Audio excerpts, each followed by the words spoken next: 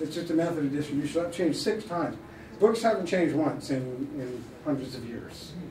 But so now they're going to, and you know, I have family that work in the industry and they kind of hate pirating. You know, pirating where you go online, you find something, you download it for free. They hate pirating. But if you really look at the data, you know, word of mouth marketing has always been the strongest. So it's like when you download something for free, you tell all your friends and they're like, oh, that's cool, I'm going to go buy it. It's actually good for sales. But the problem is people don't adapt quick enough to these new models, and then they make up excuses why. But you know, I kind of, after a couple of years of pirating, and you know, using pirating technologies, which are file sharing technologies, and reading articles that some say it's good, but then the record labels put it out, it's bad. It actually comes down to something that I finally kind of dawned on me, which was really simple, and I think this applies to books. It's that, you know, if you look at Blockbuster, they've gone out of business in the U.S. and in Canada, and I think the reason why is not because people are pirating movies. It's because you can't stuff enough movies into a room so that you can hold everybody's taste in movies. You like 100 movies, and we all like 100 movies. That's going to fill up this room pretty quick.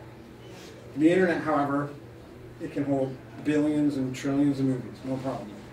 So it's not about the fact that people want stuff for free. It's about the fact that, you know, you can't possibly store enough physical books. We'll put this to books. So, you know, what do I think personally, like having seen 8 different types of music and so, you know, living a third of a lifetime, if you will, and some things haven't really transitioned. Movies are still sort of the old school, DVDs, VHS, a couple different ones. Now, what's going to happen to books? Well, I definitely don't want to see them turn into entirely digital because, you know, Fahrenheit 451. It's not really precisely applicable, but, you know, a book about what a horrible world would be if there was like a fascist government running around burning all the books so that we couldn't read them. Well, you know, what if, what if we lost the ability to store data or some cataclysmic futuristic event? You know, books would be handy to have around, so I don't really want to see them all turn into like bits and bytes. But I do foresee, but again, this is a physical thing. It's not what we want, it's how many books can you stuff into a room. Because the internet can hold, in the case of books, you know, infinite. That's the beauty of print on demand, because everybody can have the book they want printed without somebody having to store them all. That's true, but those printers are pretty big. You can get one now called an espresso. It's a nice looking little printer, and you have to log into Gutenberg and download like an ebook, and it prints it out. So really, unless you have a manuscript for your scribes to sit there and, you know, you're going to need Gutenberg.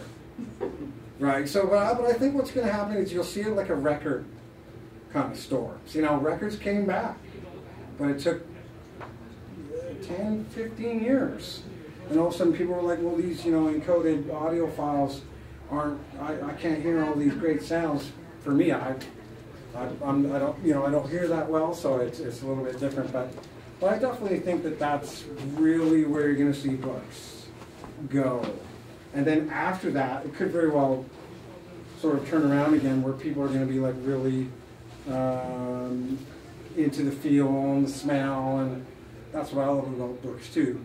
But I definitely think, you know, we're going to go through a phase where you're going to see things like chapters. The bigger bookstores, Barnes & Noble is already, correct me if I'm wrong, but I believe they are out of business as far as booksellers, physical booksellers.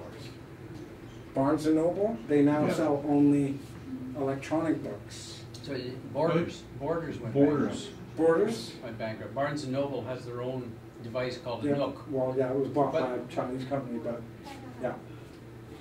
That's Kobo.